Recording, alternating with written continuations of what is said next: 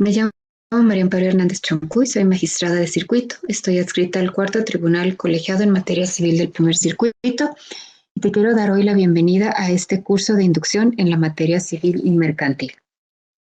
Te cuento en esta sesión, que es una sesión introductoria nada más, un poco darte una introducción, una panorámica de los que vas a ver en este curso y tratar de explicarte la razón de ser de los contenidos. Para explicarte de qué se trata este curso de inducción, quiero empezar por decirte de qué no se trata este curso. Creo que decirte de qué no se trata nos va a ayudar a entender mejor de qué sí se trata. Este no es un curso de derecho civil, no es un regreso a las aulas de la licenciatura para que veamos civil 1, civil 2, civil 3, civil 4 y volvamos a recursar lo que vimos en la licenciatura.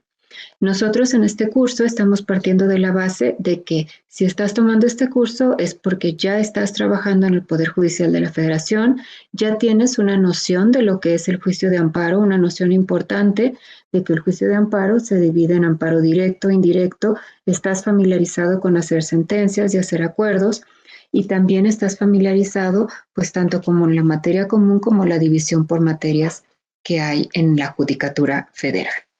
Entonces, hemos pensado el contenido de este curso en cómo darte las mejores herramientas para que el día que te incorpores a un órgano del Poder Judicial con especialización en materia civil o porque sea mixto y también conozca la materia civil, podamos darte aquí herramientas de trabajo y conocimientos de aquellos temas que son con los que te vas a enfrentar en tu día a día. Con este objetivo hemos diseñado el curso y pues creo que vale comentarte que el curso no lo hemos pensado nada más en solitario. Es un curso que están pensados los temas como producto de un trabajo colectivo entre secretarios y titulares, muchos de ellos que participamos y en algún momento vivimos una transición e inmersión a la materia civil y hemos tratado de conjugar en este programa tanto las necesidades que advertimos que tuvimos cuando recién entramos al conocimiento de la materia civil como lo que hemos visto en este tiempo como los problemas más recurrentes en la materia. Con esta intención preparamos este curso y deseamos que al final tengas estos elementos que te permitan poder empezar a realizar las labores que te han sido encomendadas en el órgano en materia civil. Te quiero contar. El curso lo hemos pensado en dividirlo en 4 módulos cardenales sobre los cuales se van construyendo todos los demás contenidos. Te explico primero rápido en qué consisten estos 4 módulos que me referiré como módulos o bloques. No los tienes que ver en este orden, pero sugerimos que los veas en este orden porque creemos que es un orden que te va a ayudar a una mejor comprensión de los temas a los que te estamos introduciendo. Van entonces una descripción muy rápida de los 4 bloques. Poquito más adelante me voy a detener en explicarte un poquito más cada uno de estos bloques. El primer gran bloque al que nos vamos a adentrar es un bloque que podríamos referir como un bloque de materia común. En este bloque de materia común, ustedes saben que cuando hablamos de materia común, en el lenguaje, en el argot de los funcionarios judiciales, nos estamos refiriendo a temas propiamente de juicio de amparo, de la legislación procesal que regula el juicio de amparo. En este primer bloque queremos comunicarte, más adelante te voy a dar un poco más de detalles, todas estas particularidades que presenta la regulación de la ley de amparo cuando el juicio de amparo que estamos tratando de resolver es específicamente de la materia civil. Segundo grande bloque. Nuestro segundo gran bloque comprende el conocimiento y un repaso genérico o panorámico, diría yo, de lo que es la materia civil federal. Basta recordar ahora, al menos en esta pequeña enunciación, que los órganos del Poder Judicial en materia civil conocen no solo de amparo civil, sino también de justicia ordinaria en materia civil federal. Este bloque es en el que vamos a adentrarte al conocimiento de esa competencia ordinaria en oposición a competencia constitucional de la materia civil que conocemos los órganos de justicia federal. Nuestro tercer bloque es derecho civil ordinario.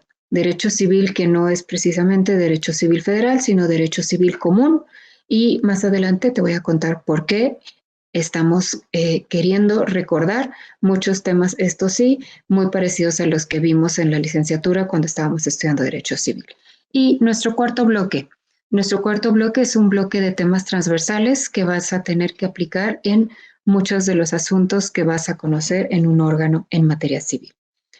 Ahora, hecha esta enunciación general, quiero detenerme un poquito en darte también una probadita, una introducción a cuáles son los temas que vamos a ver en cada uno de estos bloques. Empiezo a compartir pantalla para explicarte brevemente contenidos del tema 1.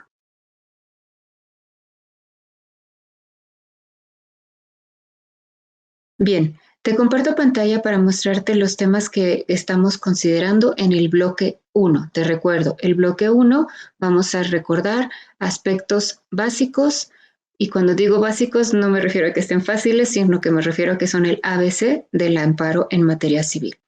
El amparo en materia civil tiene sus particularidades.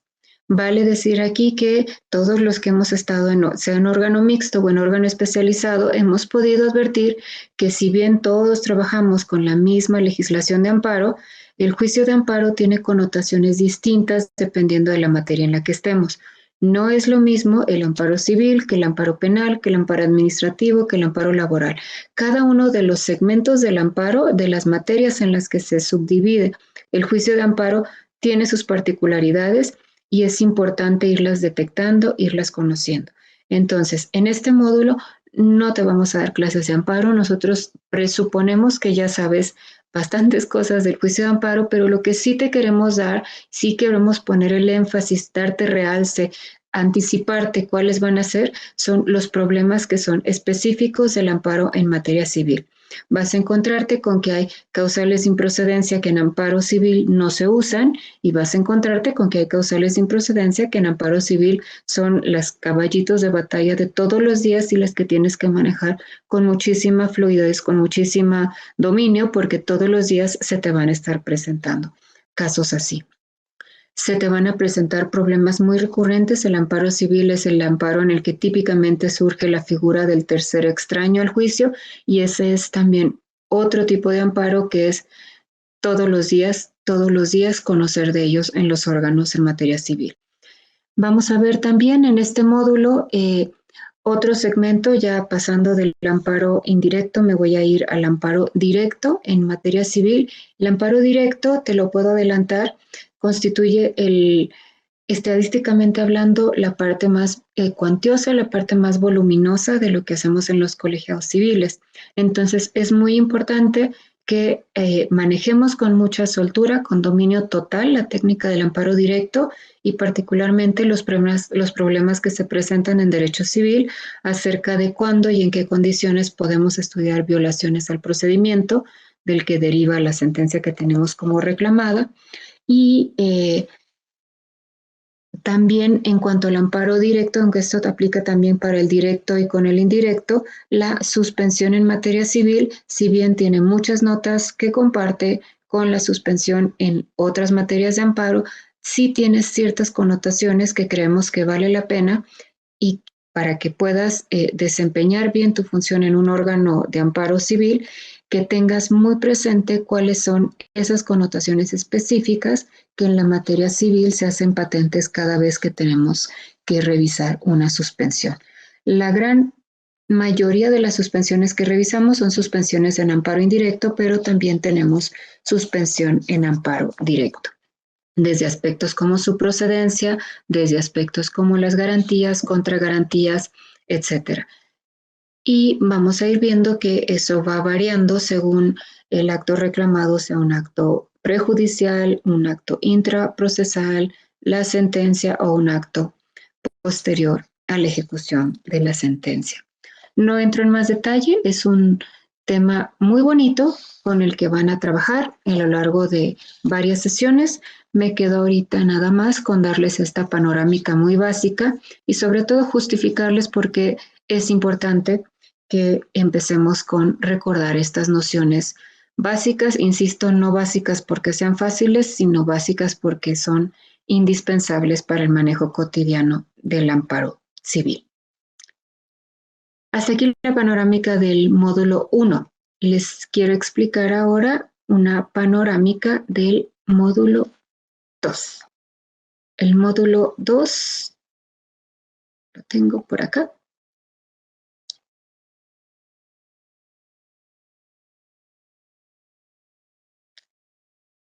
Listo. Este es el temario del módulo 2. Evidentemente, cuando estén en el desarrollo del módulo, pues van a ir viendo, anidando ahí otros temas o subtemas. Yo nada más me quedo por ahora con enunciarles a grandes trazos en qué consiste el módulo 2. El módulo 2, como les anticipaba y lo dice aquí el título, es un módulo en el que queremos darles una panorámica acerca de todas las materias distintas al amparo que se ven en los órganos de justicia federal civil.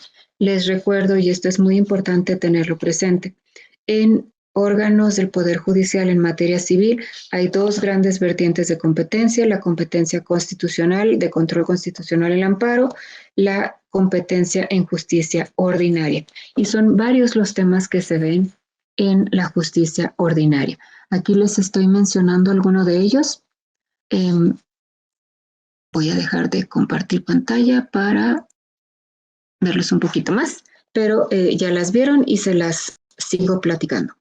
En la jurisdicción en materia civil federal, pues vamos a hacer un repaso genérico por la mayoría de los juicios. Tomen en cuenta algo que seguramente saben, pero tampoco sobra recordar. La materia civil federal es un concepto sumamente amplio en el que se comprenden en realidad tres submaterias. La materia civil propiamente hablando, la materia mercantil, que es muy amplia, no se concreta por supuesto el Código de Comercio, son muchas las legislaciones que confluyen en la materia mercantil, y vemos también como parte del derecho civil la materia familiar. Familiar no es una materia federal, pero lo que sí es materia federal es hay juicios especiales civiles federales. Vamos a estar repasando cuáles son estos y lo que es materia federal, pero no propiamente federal, sino más bien concurrente, porque lo pueden conocer tanto en justicia local como en justicia federal, es la materia mercantil y cada vez, aunque solía ser algo en lo que se transitaba generalmente en los tribunales locales, cada vez con más frecuencia se tramitan asuntos en la justicia mercantil federal. Acuérdense también que estamos estrenando de un tiempo para acá juicios orales mercantiles y también se ven en los juzgados de distrito federales juicios de esa naturaleza. Recordaremos que hay juicios especiales y quisiéramos poner el acento en al menos dos de ellos, que también son temas que se presentan con mucha frecuencia. Repasar el juicio especial de fianzas, que es un juicio muy específico con connotaciones procesales particulares.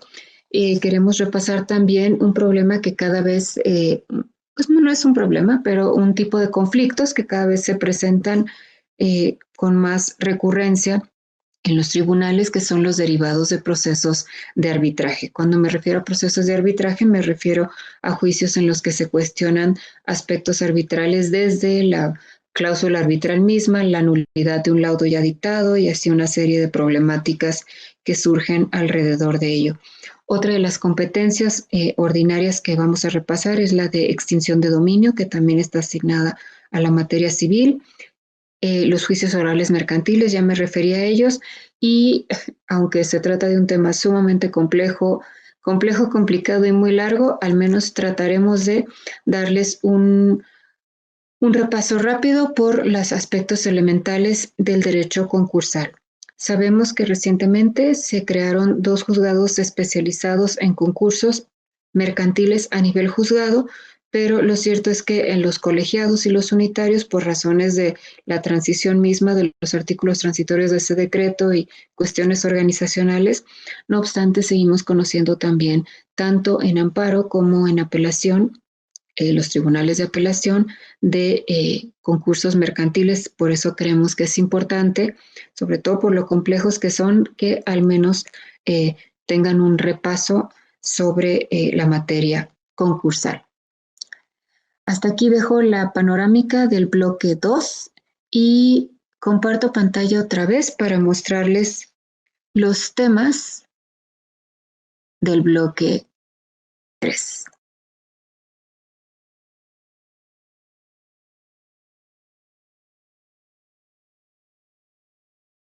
Listo. El bloque 3 lo tengo en 2 hojas, pero bueno, empecemos con esta primera hoja.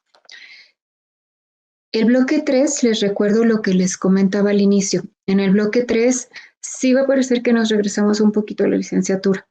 No porque, insisto, no queremos regresarnos a la licenciatura, estamos partiendo de la base de que todos los que estamos compartiendo el material de este curso, todos somos licenciados en Derecho, todos pasamos Civil 1, Civil 2, Civil 3, Civil 4, pero creemos que vale la pena tener ciertos recordatorios de problemáticas que todos los días vamos a tener en nuestras mesas de trabajo en un órgano civil federal, particularmente más en colegiado, pero también en juzgado de distrito. En los antiguos unitarios y colegiados de apelación, quizá en menor proporción, pero no obstante es importante también este repaso. En este capítulo estamos incluyendo tanto aspectos de derecho sustantivo como sustantivo civil, como de derecho adjetivo civil.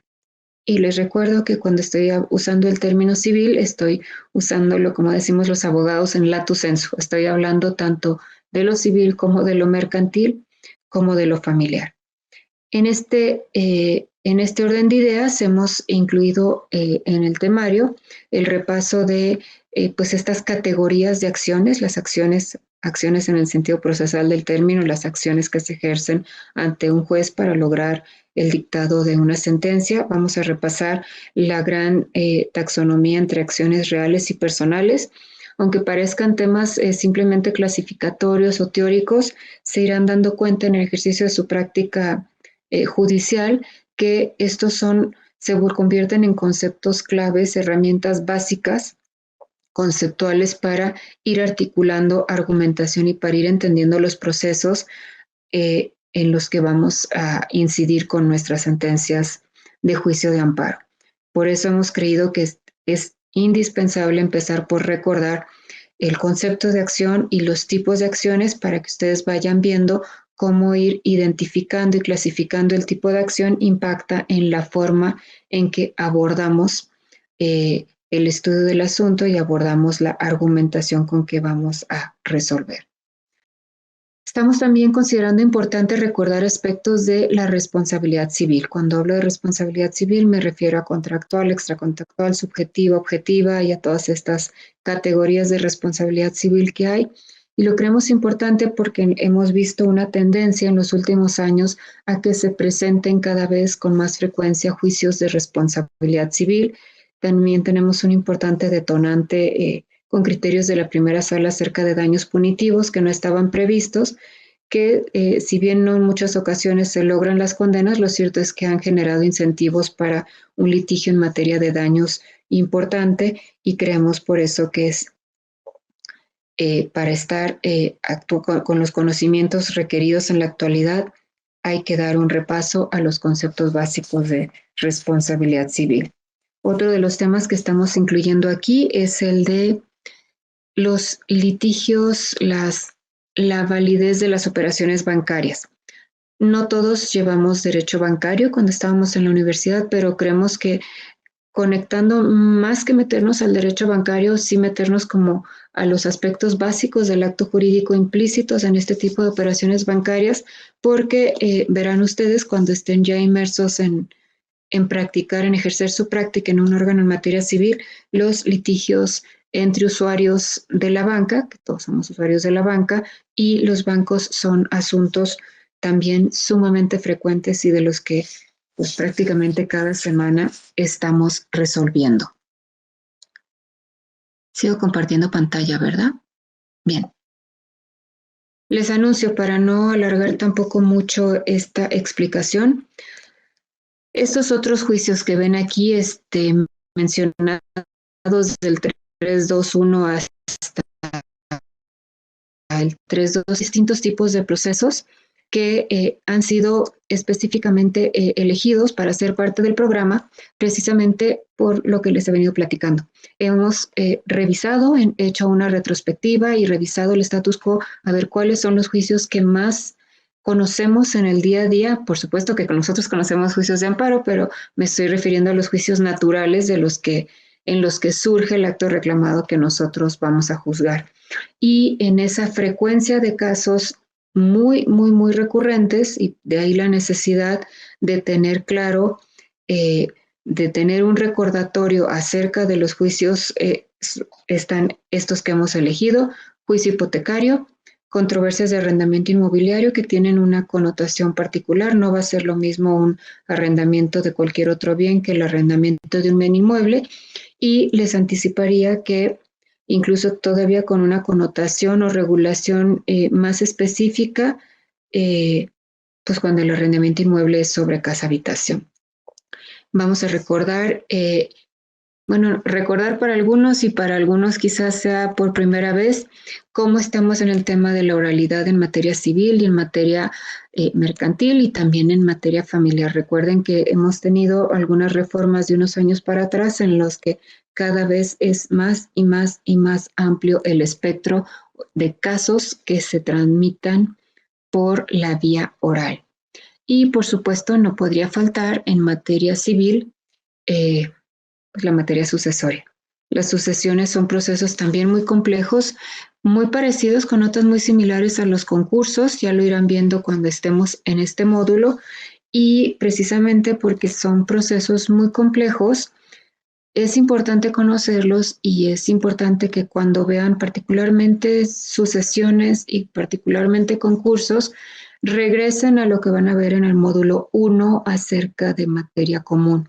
El juicio sucesorio y el juicio concursal tienen unas reglas un tanto complicadas para la procedencia del amparo, cuándo sí se puede, cuándo no se puede, porque no son procesos, digamos, típicos, son procesos compuestos a su vez de muchos procesos, y eso va generando reglas especiales acerca de la posibilidad de irlos revisando en amparo.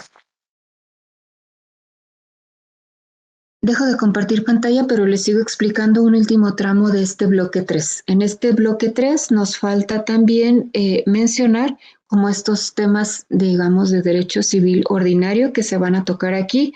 Por supuesto, no podría faltar el tema del derecho de familia.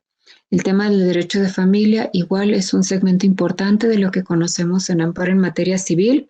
Generalmente estos asuntos llegan pues de los tribunales locales, a veces en directo, a veces en amparo indirecto. Va a variar mucho en qué vía nos lleguen. Les podría decir, oye, pues los hipotecarios casi siempre van a llegar como amparo directo. Les podría decir que las nulidades de operaciones bancarias casi siempre se les van a presentar como un amparo directo, pero en lo que no les puedo anticipar, porque realmente es muy relativo, y yo creo que llega en partes iguales, es el amparo en materia familiar. Lo vemos por igual en amparo directo como lo vemos en amparo indirecto. Y en materia familiar también creemos que es muy importante dar un repaso a la materia familiar, particularmente por los cambios tan vertiginosos y tan profundos que ha experimentado la materia familiar en los últimos, pues quizá 10 años, pero todavía con más intensidad en los últimos 5 años.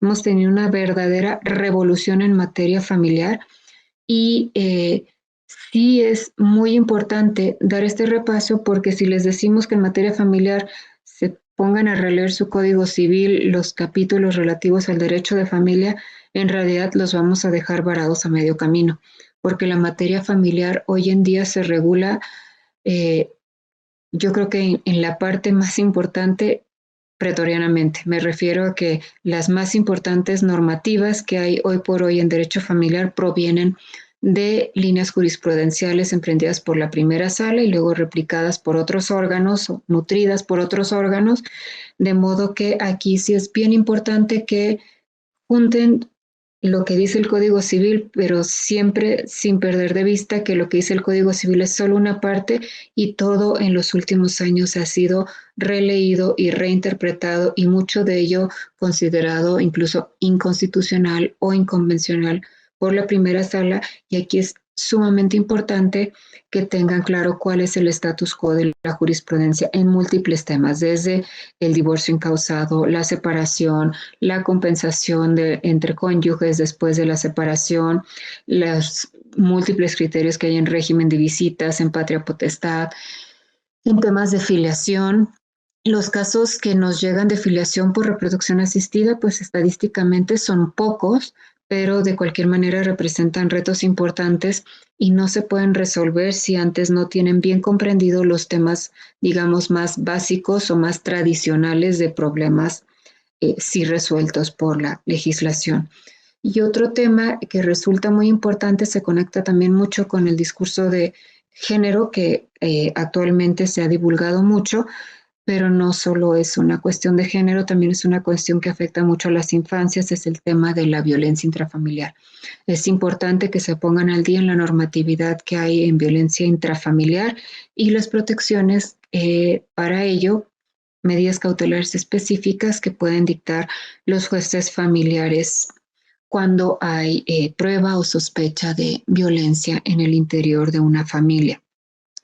Nosotros, los jueces de amparo, ciertamente no somos jueces de derecho de familia, ni somos jueces de créditos hipotecarios, ni somos jueces de arrendamientos civiles, pero lo cierto es que cada vez que uno de estos juicios de los que estamos hablando se convierte en un juicio de amparo, sea un juicio de amparo directo o sea un juicio de amparo indirecto, eventualmente y por mucho que cuidemos, aunque no llegamos a una sustitución total en la jurisdicción, eventualmente terminamos interpretando el régimen legal del derecho de familia, el régimen legal del proceso civil, el régimen legal de los créditos bancarios. Entonces, todos estos son temas que de algún modo sí nos van a regresar a esos aspectos, digamos, dogmáticos del derecho civil, pero que son muy importantes tener como bases para poder hacer su trabajo cotidiano en un órgano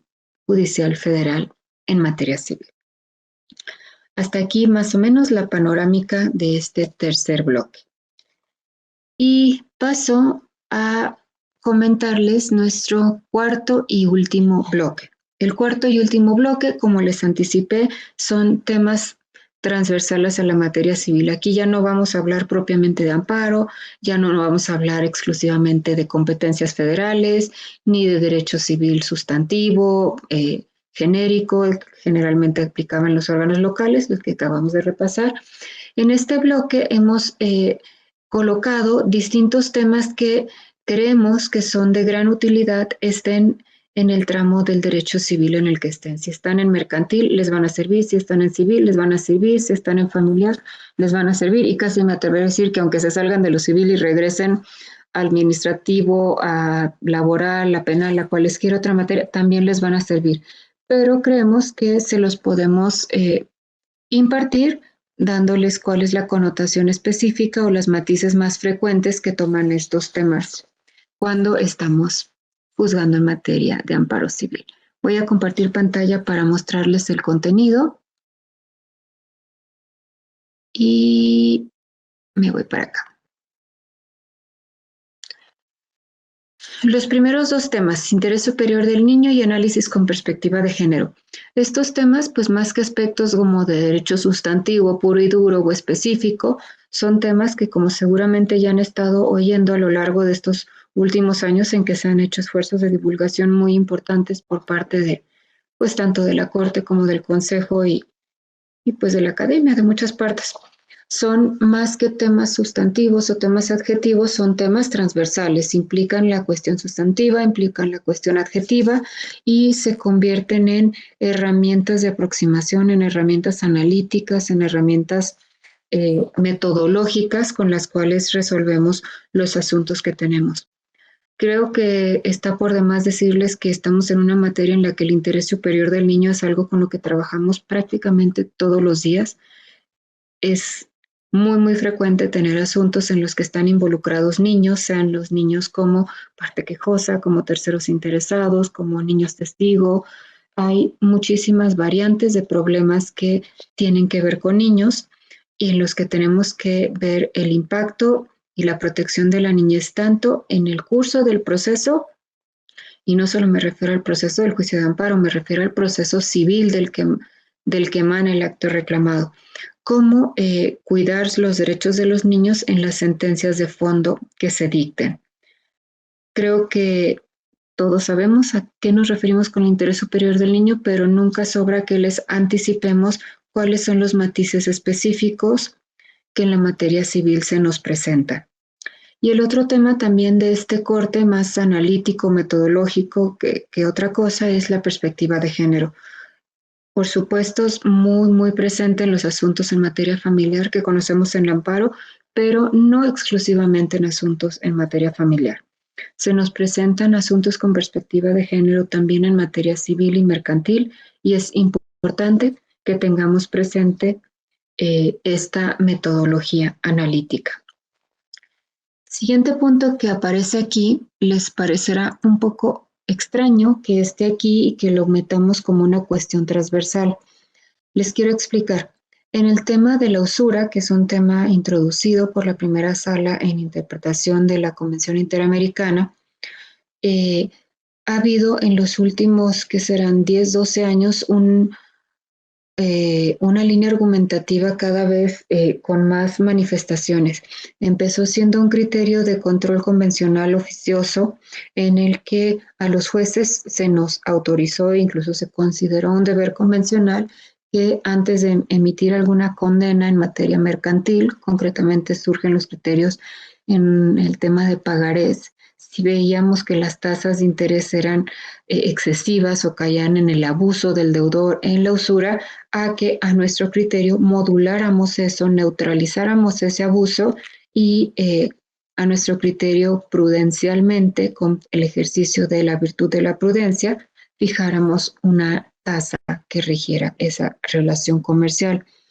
Parecería que esto solo importa para efectos en materia mercantil, pero creemos que no es así. Creemos que el desarrollo argumentativo que ha habido en los últimos años acerca de la interpretación de esa porción de la Convención Interamericana ha ido tomando cada vez más fuerza y cada vez más derroteros, ya no solamente para considerar y estudiar la posible abusividad de ciertos pactos de intereses, sino que ha ido transitando y cada vez toma más cuerpo, aún también en discusión, pero es una beta muy importante y es un reto muy importante para los juzgadores, particularmente desde el punto de vista de la eficacia horizontal de los derechos humanos, que a partir de la línea jurisprudencial del control convencional de la usura, vayamos asimilando y tomando conciencia de nuestro deber como juzgadores en materia de amparo civil, que es el amparo en el que se estudian problemas entre iguales en relaciones horizontales, que veamos todas las posibilidades y las obligaciones convencionales que tenemos para evitar los abusos entre personas que supuestamente somos iguales. Digo supuestamente porque sabemos que siempre hay asimetrías y a veces son asimetrías muy importantes. Por eso creemos que la línea argumentativa de la usura es una línea que tenemos que aprender a manejar, entender desde sus orígenes, entender en su evolución, para que podamos tomar conciencia de todas las posibilidades interpretativas que esa línea argumentativa nos da, no solamente para regular tasas de interés, sino para, en general, revisar y cuidar el equilibrio en los contratos y en todas las relaciones jurídicas que vamos conociendo a través de la justicia de amparo.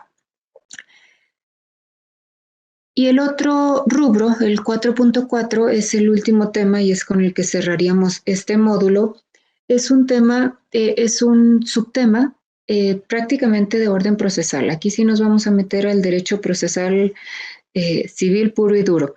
¿Por qué? Porque muchos de los problemas que conocemos en amparo civil tienen que ver con estos temas que les estamos poniendo así. Si ustedes los entienden bien, y los entienden desde un punto de vista genérico de teoría general del proceso, podrán entender bien cómo funcionan estos temas en los diferentes procesos que conocemos. El estrictamente civil, los mercantiles, sea el genérico o los especiales mercantiles que también conocemos, o los procesos en materia familiar. Y estos temas son las medidas preparatorias y las medidas cautelares. Hay cualquier cantidad de medidas cautelares que se dictan en los procesos que nosotros después revisamos en amparo y creemos que si logramos transmitirles a ustedes la esencia del derecho de las medidas cautelares, todo lo demás lo irán comprendiendo por consecuencia y se les facilitará en mucho el entendimiento de las problemáticas y la búsqueda de soluciones. El emplazamiento es uno de los actos procesales, si no es que el acto procesal más importante de todos los juicios. Mucho del amparo civil tiene que ver con el emplazamiento, porque el emplazamiento no se hizo, porque el emplazamiento se hizo mal, porque me debieron haber llamado a mí también y no solo a él. Entonces, sí es muy importante que tengan bien comprendido el concepto procesal del emplazamiento, todos los criterios que rigen sobre el emplazamiento, porque de eso depende la validez de todo el proceso.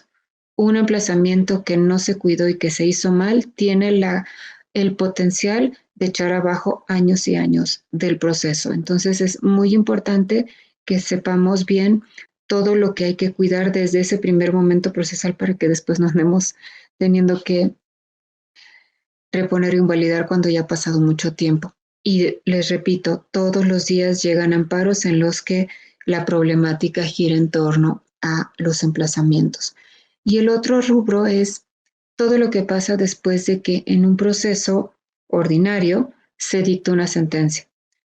Hemos hablado todo este tiempo de todo lo que pasa, empezamos por la demanda, el emplazamiento, todo lo que pasa en el interior del proceso, que si las violaciones procesales del proceso, que si las estudiamos o no, y hemos dejado de lado algo que es también muy importante y es un tema muy recurrente en el amparo civil, que es qué pasa después de que se acabe el proceso. Después de que se acabe el proceso, pues con su fin natural, que es el dictado de una sentencia, pues las cosas no terminan ahí. Llegar a la sentencia es ciertamente el fin natural del proceso y el objetivo que estamos buscando, pero lo cierto es que una vez que se dicta la sentencia en el juicio, insisto, sea juicio familiar, sea juicio civil, sea juicio mercantil, todavía nos queda un largo trecho. Y ese largo trecho es lograr que esa sentencia se haga realidad. Si es una condena de pago, que se haga ese pago. Si es el cambio de una familia de residencia a la otra, que ese traslado sea realidad. Y se empieza aquí otro camino que lamentablemente muchas veces es también muy sinuoso y complicado, en el que se van generando una sucesión de actos que se convierten también en muchos juicios de amparo. Es importante, pues, para que cuando ustedes se enfrenten a estos amparos que se presentan una vez que la sentencia ya ha sido dictada, es importante que conozcan qué pasa o qué más bien qué tendría que pasar después de que se dicta una sentencia para que tengan las herramientas para poder ponderar cada vez que se presente un amparo después de dictada la sentencia, primero la batalla más difícil que dar, que es si siquiera procede el amparo y si sí procede, que tengan los elementos para valorar, o al menos que sepan buscar dónde, qué buscar, qué tendría que haber pasado para saber si estamos en condiciones de conceder o negar la protección. Es un tramo complicado el amparo porque por un lado tenemos que buscar el equilibrio entre que la sentencia ya dictada sea una realidad, si no el artículo 17 constitucional lo estamos dejando a medio camino, pero a la vez que al hacerse y ejecutarse esa sentencia, cuidemos que eso no pase por pisar derechos fundamentales de todos los involucrados. Hasta aquí el bloque 4. ¿Qué me queda decirles? He tratado de explicarles la lógica con la que se pensó este curso de inducción, lo que no es, lo que sí es, el por qué armarlo en estos 4 bloques de materia común, materia civil federal, materia civil ordinaria y temas que les van a servir para los 4 bloques. Pueden o no estudiar los bloques en el orden que ustedes mejor consideren. Nosotros sugerimos tomarlos en el orden de bloque 1, bloque 2, bloque 3, bloque 4, pero no es indispensable que lo hagan así. Este es un curso autogestivo, podrán hacerlo en el orden que ustedes estimen que se les facilite más, pero definitivamente verán en algunos puntos que tendrán que recordar o regresar a otro elemento del temario para lograr una mejor comprensión de esa temática. Por ponerles un ejemplo, estos últimos temas que veíamos acerca de la ejecución de las sentencias y lo que pasa después de la ejecución, yo les sugeriría verlo y cuando lo estén viendo, regresar a los temas del bloque 1, que es con lo que se tiene que ir entrelazando para que tengan la comprensión total. Y otra última, pues, recomendación o indicación. Como han visto, este es un curso autogestivo, está en ustedes irlo tomando. Hemos pensado en un curso de alrededor de 25 horas. Pensamos que si les dábamos más tiempo, les íbamos a complicar mucho el inicio de su nueva fase laboral. Si les dábamos menos, íbamos a transmitirles muy poquito. Creemos que este es un tiempo en el que van a poder al menos repasar los conceptos con los que el primer día que empiezan en la materia estarán en condiciones de poder cumplir con la labor jurisdiccional. Y decirles que es muy importante que no crean que esto se acaba con ver los videos que hemos grabado para ustedes. Yo, los secretarios y los demás titulares que han participado en el armado de este curso. Ver los videos es la primera parte, pero necesitan, a partir de lo que ven en los videos, de lo que escuchan en los videos, del temario que va a estar al alcance de ustedes, necesitan emprender procesos de autoaprendizaje, acudiendo a la legislación, por supuesto, acudiendo a las tesis que sobre esos temas están publicadas. Les recuerdo, en los últimos 10 años, hemos replanteado muchos de los temas del derecho civil. Es muy importante acudir a los criterios, particularmente de la primera sala, pero no solo la primera sala tiene criterios que hay que tomar en cuenta cuando juzgamos en materia civil. También hay criterios de segunda sala y de plenos de circuito y del propio pleno, por supuesto, que tienen aplicación en nuestro trabajo cotidiano. Y una última cuestión es mencionarles, por supuesto, legislación, jurisprudencia, dogmática. Dogmática me refiero a la doctrina en la materia civil. Tienen la gran ventaja de que en la materia civil hay una cantidad verdaderamente enorme de literatura. Literatura desde los clásicos franceses, desde el derecho romano, los italianos. Hay cualquier cantidad de literatura, no solo extranjera, sino también hay mucha literatura nacional de muy buena calidad.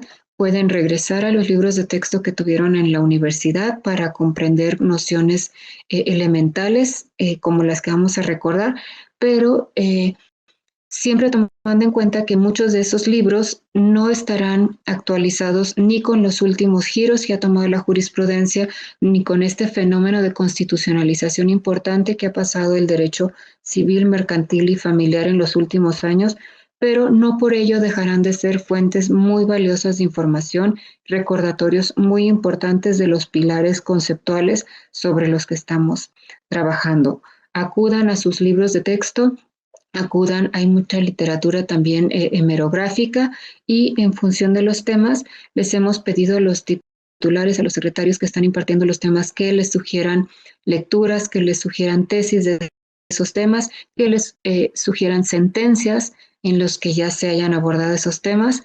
Tomen esas recomendaciones, véanlas y pensamos que si logran conjugar estas cosas desde el material que van a ver y escuchar y el material que puedan leer sobre los distintos temas, estarán listísimos para ser muy buenos proyectistas en amparo en materia civil. Muchas gracias y mucho éxito.